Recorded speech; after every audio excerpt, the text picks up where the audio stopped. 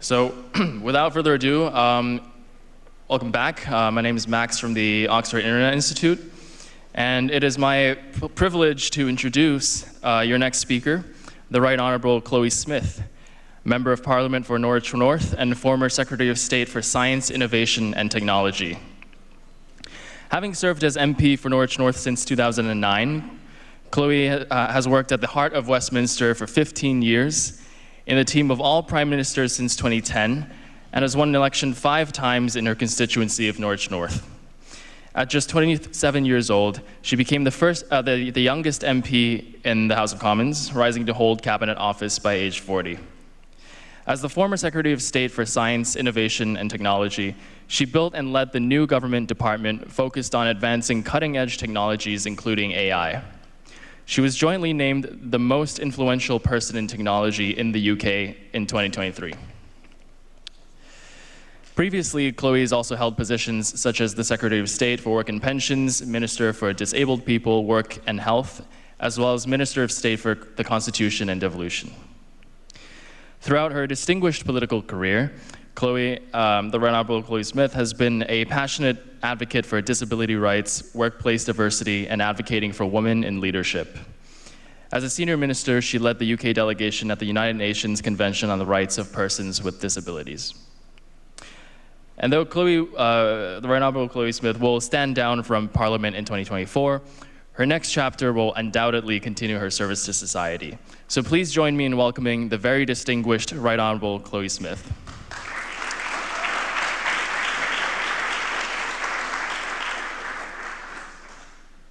Thank you very much indeed for that very kind introduction. It is absolutely superb to be with you this afternoon, and I hope you've had an excellent morning as well. I always think it's a little bit risky being the first speaker coming back from lunch. I have to keep you engaged, I have to stop you falling asleep until the coffee break, or I could give you a reasonably serious look at the legislative and government perspective on AI, which I think is, fair to say, my job here to do. Can I just say, before I do that, how good it is to see an inclusive debate coming together, and I think this conference is very much part of that. There are other elements to it which we'll come on to and I'll touch on in my remarks, but to see so many aspects of generative AI being covered at your conference here today is great and is part of a sequence of events that many of us may well also be involved in, running up to the Global Safety Summit taking place on the 1st and 2nd of November. So a little about myself to introduce my positioning here. I was very pleased to work in a groundbreaking cabinet role actually earlier this year as a partnership with the Science, Innovation and Technology Secretary Michelle Donnellan during her maternity leave. Now, can you believe it took us this long to do maternity leave in government, but we now do, and that's an excellent thing. During that time, I was fortunate to be able to set the foundations for this area and other areas of government policy, which I think will be critical for years to come. For example, I helped the Prime Minister to take the decision that the Global Safety Summit should go ahead and to set its direction and its outcomes. I also recruited the chair of the Frontier AI Task Force, and I established governance and accountability inside government on AI and cohered the approach across all departments, reviewing the potential risks and indeed the national security implications of AGI. So I hope I might be able to contribute some of that to your considerations at this conference by setting out how the government here, and to an extent governments around the globe, are approaching AI. I'll touch on 3 parts.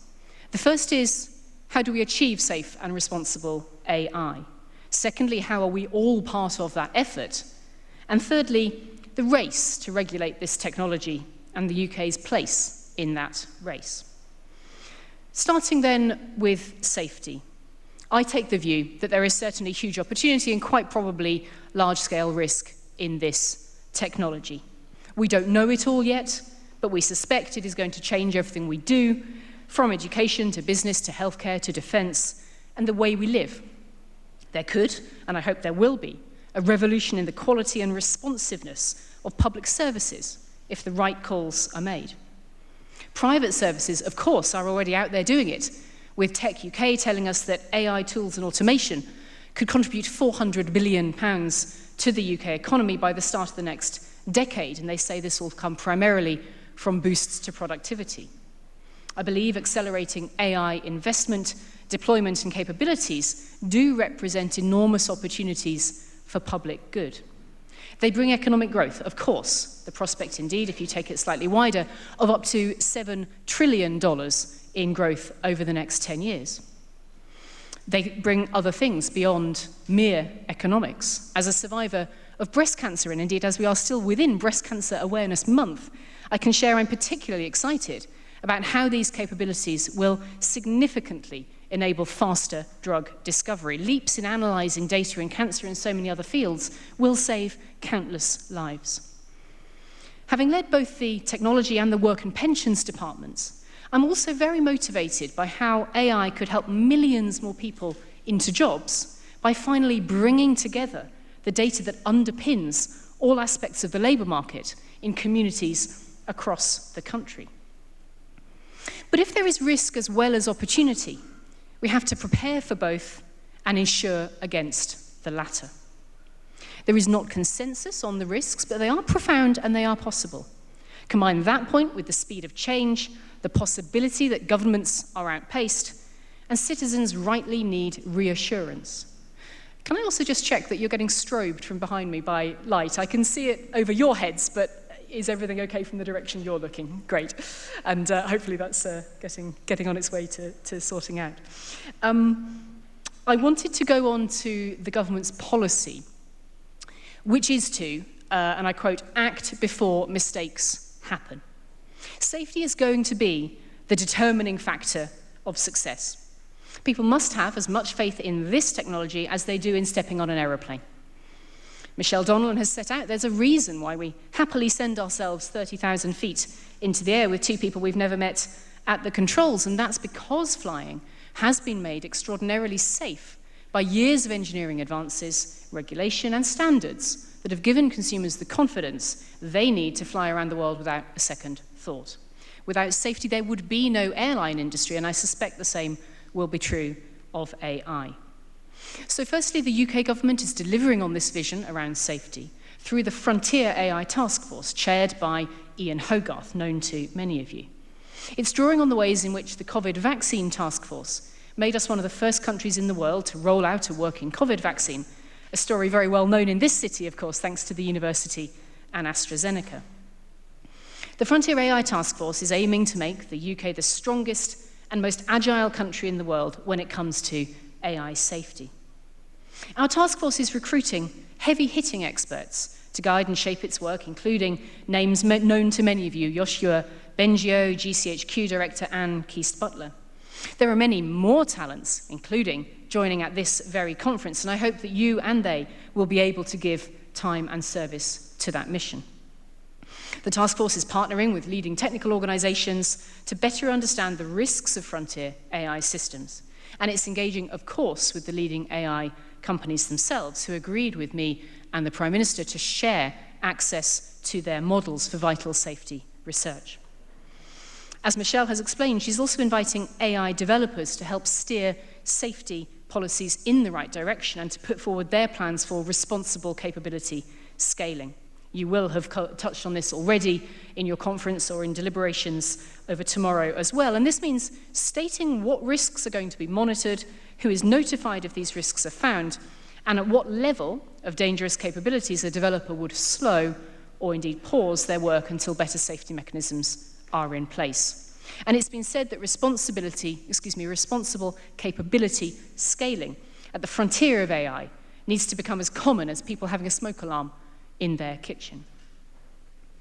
Secondly, the UK is working closely with global partners to make frontier AI safe and to ensure that nations and citizens globally can realize its benefits now and in the future.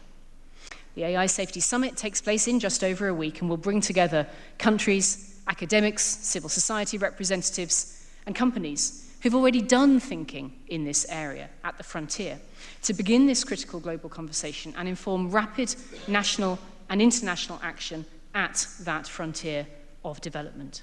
As you'll know, it has 5 objectives: a shared understanding of the risks posed by frontier AI and the need for action, a forward process for international collaboration on frontier AI safety, appropriate measures which individual organizations should take to increase frontier AI safety, areas for potential collaboration on AI safety research, and finally, the summit will showcase how ensuring the safe development of AI can enable its good use globally. Its agenda, recently published in full, will examine frontier risks focusing on misuse, unpredictable advances in capability, loss of control, and integration into society. All topics that this conference here this week is able to take a good close look at as well. I'm pleased to see that there's been a balanced attendee list achieved of a third governments, a third civil society, and a third private sector. Rightly, though, it is going to have to be focused. It is going to have to be a tight attendee list. And that's for two reasons, I think, at least. One is that it is being identified that frontier safety is a gap. It is not, of course, the whole of the field of this technology. So this conference, this summit, is trying to focus on one particular section. But secondly, the attendee list, I think, is tight so that it can be action-focused. I'm delighted, though, that on the road to the summit, there have been wide-ranging opportunities for people to contribute to an inclusive debate, and I'm really pleased that this conference is so fortuitously timed. The conversation will be continuing thereafter through the autumn and I think into 2024, where the themes will continue to resonate, and it's important that that conversation continues to be inclusive, continues to acknowledge that there is more than only the frontier to think about, but continuing to keep up the discipline of working with like-minded nations and others to potentially work towards a rotating and potentially annual discussion. What role is there for everybody here in this? Now, first of all, thinking at the UK level, I think the UK can and will and should be at the global centre of AI safety because we are economically and technically well-placed and trusted to do so. And that rests on many of you in this room. As you know, the UK is the third largest AI market in the world, after only the US and China. We are home to the world's top AI companies. Similarly, we're one of only 3 countries on the planet with a tech sector worth over $1 trillion. Just since last year, London now holds the #1 spot in the world for global tech investment, snatching that from New York. But indeed, it's not only London. Here we are right at the heart of an established and extremely important university, but take a look as well at what's going on in South Wales, in the Northeast, in Northern Ireland. Across the whole of the UK, we have more billion-dollar tech companies than France, Germany, and Sweden combined. Indeed, we're home to twice as many AI companies as any other European nation. Our partners in the US say about us that the UK has one of the strongest AI strategies in the world. And many of you here at today's conference are the exciting component parts of such a strategy. I see entrepreneurs, I see thinkers and doers from companies large and small. I see experts from academia and civil society. Some of you have the products and services. All of you will have much to say about responsible capability scaling and about use throughout society. I'll just touch briefly again on this theme of opportunity before I go on to that of risk and regulating for risk. I do believe in opportunity driven by innovation, and I do believe very strongly in business as a force for good, because innovation brings benefits throughout society.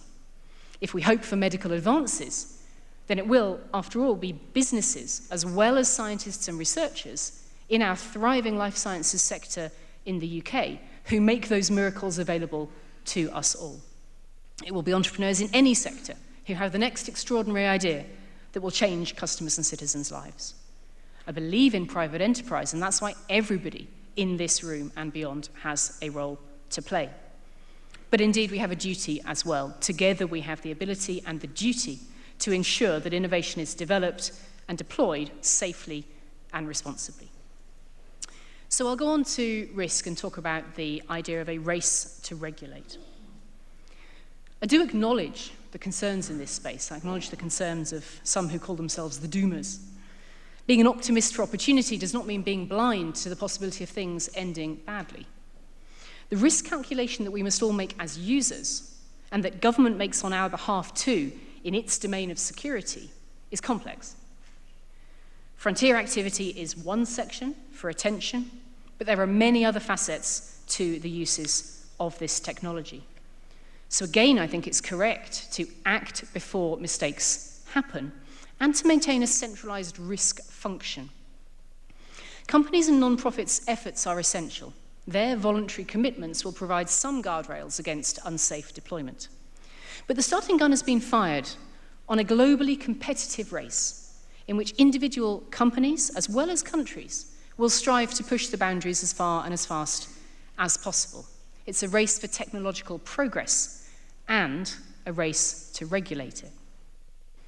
What about China? Let me just touch here. I believe it must be involved.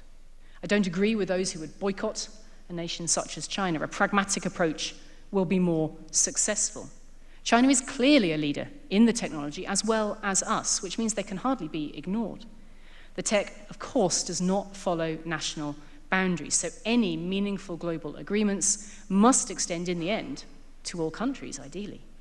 And indeed, this does not come down only to countries or companies. Indeed, any that are as keen and transparent as us in this room today. Malign actors are also important. If we want safety in an open source world, we have to deal widely. AI can and should be a tool for all. Yet any technology that can be used by all can, of course, be used for ill. And that's why every country, every company, perhaps even every user, has their own role to play. As well as summit-level discussions and perhaps eventual groupings, regulation will be important. And I'm really delighted that my fellow parliamentarian from Canada, Marco Mendicino, will be joining the conference tomorrow. As you'll know from the UK government's white paper, we've set out the approach here in the UK of tasking existing regulators to oversee the applications of AI in their spheres. This recognizes, I'll pause there. This recognizes that particular AI technologies can be applied in many different ways, and this means that the risks vary hugely. The philosophy is to support innovation while providing a framework to ensure that risks are identified and addressed. Rather than target specific technologies, it focuses on the context in which AI is deployed. I do think that will be a proportionate and more agile framework. A heavy-handed or rigid approach risks being stifling and too slow. It will be a tough ask for regulators, and I'll give an example.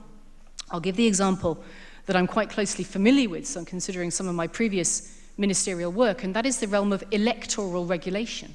This is something in many of our minds, and indeed will be in the minds of absolutely millions of citizens throughout the globe next year as a number of countries go to the polls.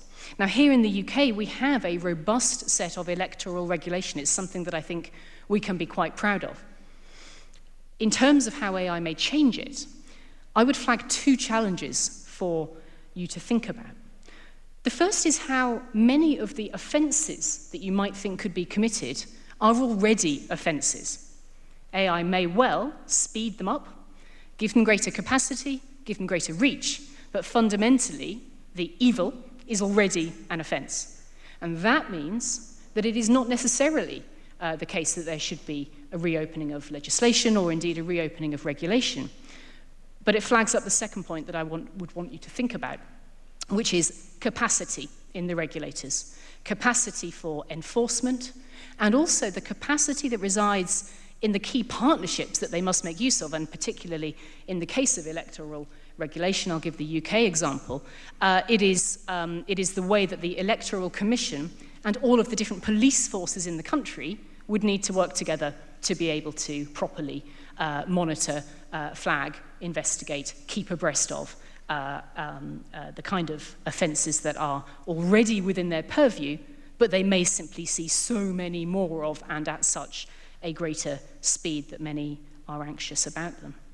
So that work is already underway across regulators. I've given one worked example, if you like, but there are many more such examples, and all of the regulators in the United Kingdom have been asked to be looking in their area, and their work is being coordinated through the Science and Tech Department, along with a central risk function to help to scan the horizon.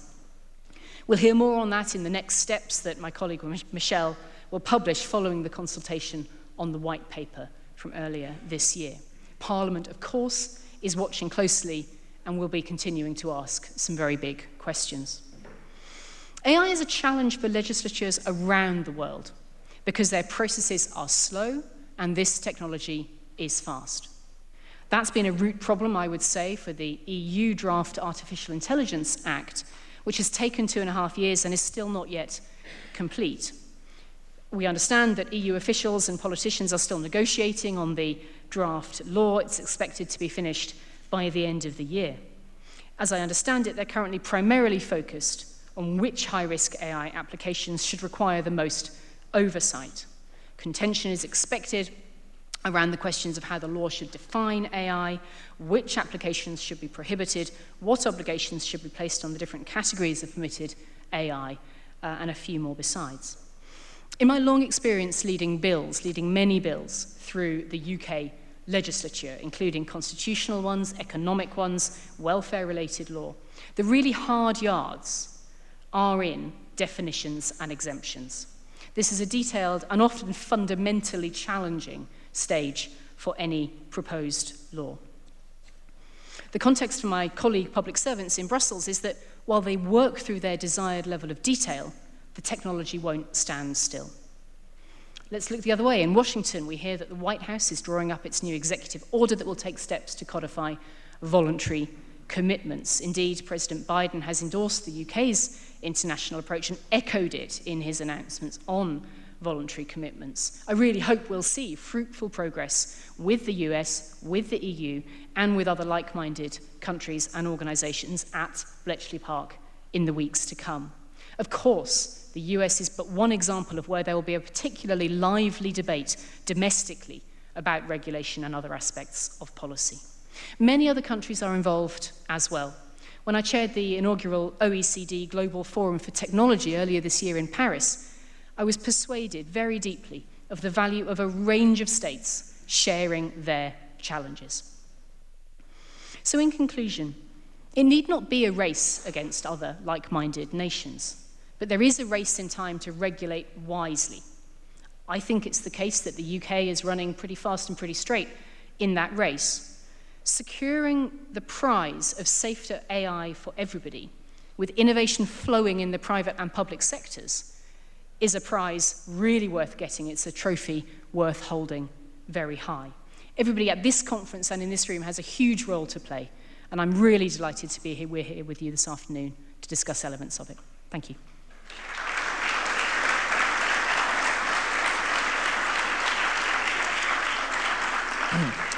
Thank you. So we do have about 5 minutes if you'd like to take any questions.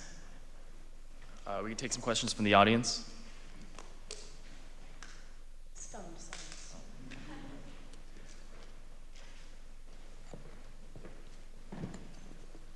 Good afternoon, Maurice Turner with TikTok. Something I haven't heard mentioned is accessibility. So when does accessibility come into this conversation to make sure that more people are included in this conversation and can actually benefit from these benefits, but also have their particular risks addressed? It's an excellent question. I merely happened not to have focused on it on these remarks, but you're absolutely correct that it must be at the heart. I make the argument very strongly that tech must be inclusive in exactly the same way that we expect workplaces, that we expect society to be inclusive. In the UK, we have a number of legal tools already to help achieve that, namely the Equality Act. But I think there is a very lively field ahead for ensuring that the kind of provisions that you see in the Equality Act are capable of being applied to a very fast-moving and emerging field of technology, as we've already been discussing. I think I will be having a very close eye on accountability, on redress, on some of those principles that we see having been articulated in the AI white paper. I think those are absolutely the correct principles. Redress is very important, actually, on accessibility matters through the Equality Act, as you will know. Considering you're asking from TikTok, and I think there'll be a few others in the room who are equally here from organizations that have a real role to play in this, I would urge you to be thinking at the very outset about how your products and services are properly accessible. And I mean properly accessible. Don't do it as a bolt-on afterwards. Don't do it as some kind of, half attempt at consulting with half a dozen people. There are ways and means of doing this absolutely correctly. You would be right to do it, morally right to do it early, but you would also be experiencing a far better business case if you go out of your way now to ensure that 100% of people can be your customers rather than some lesser percentage. Take that one.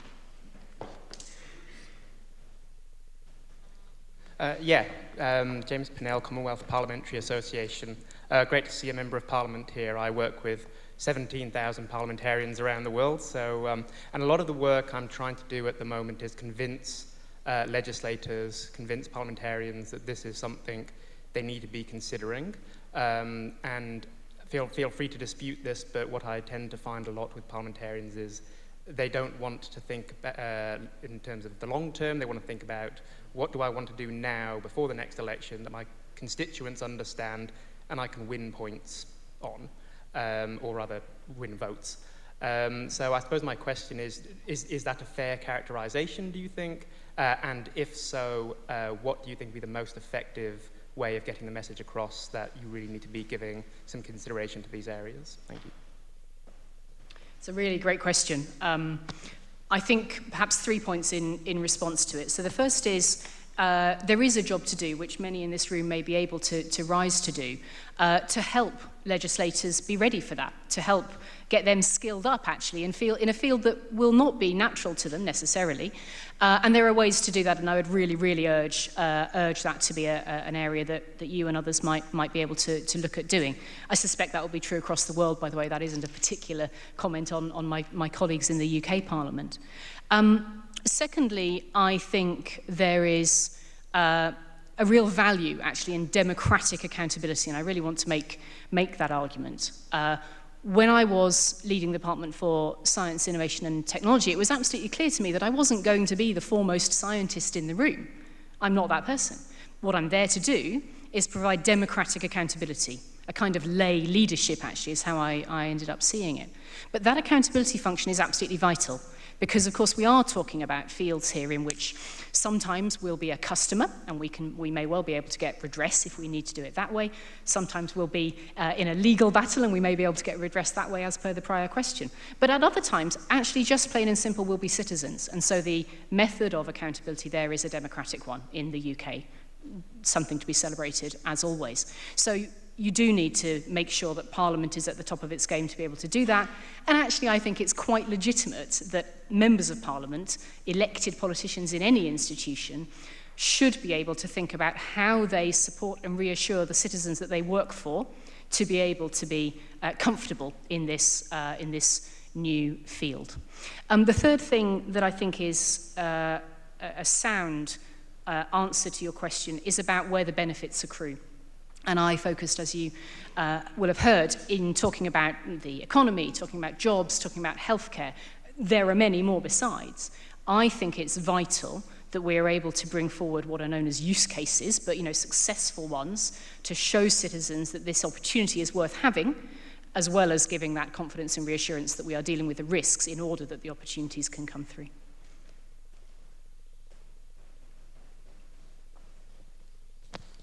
Hi.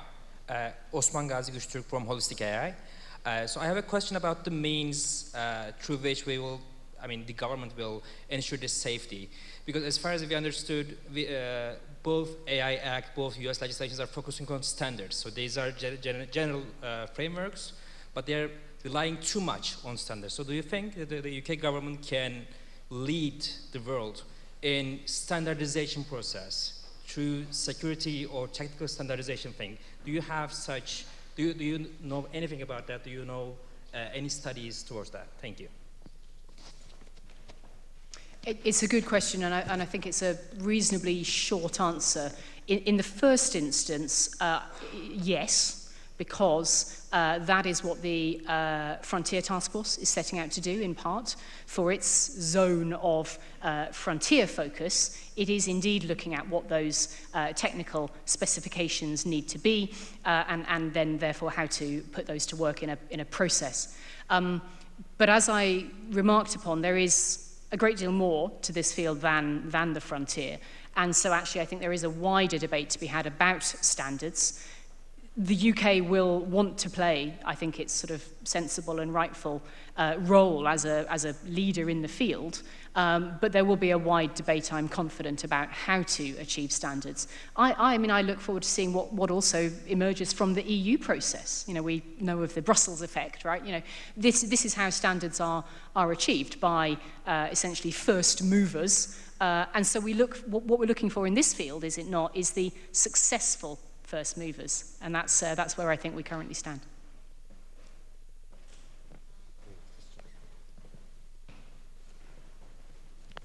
Hi there, hi Chloe, thanks for the presentation. My name is Gui Silva from Tagus Capital. We invest in early stage startups. My question relates to data privacy, data protection. We have seen on the news the government trying to regulate big techs and the abusing of data. In this world of AI, and you mentioned some of the tech companies here, how do you see a framework for regulating data within this new world of AI? And do you guys have, the regulators have the tools to do that? I'll keep this on brief, and I don't know if you wanted to then draw it to a close after one more, or however many you wish. The framework in the UK is going to be anchored around the data bill that is currently going through Parliament. It's quite advanced in its progress, and it does the sort of the heavy lifting of setting up and refreshing the architecture of data protections in the UK. Now, as with essentially everything, regulators, existing regulators in the UK, will be asked to take AI in their stride as they enact their job of regulation. So whether that is under a new legislative framework, in that case data, or whether it's under an old legislative framework, and I gave an example of elections law, it is indeed regulators that will be asked to be doing the heavy lifting here. I think overall more details will be coming forward in the white paper response, which will be due at some point through this autumn, I would expect. Due to time constraints, we're going to be cutting it off right here, but please join me in giving another warm round of applause for Honorable Chloe Smith.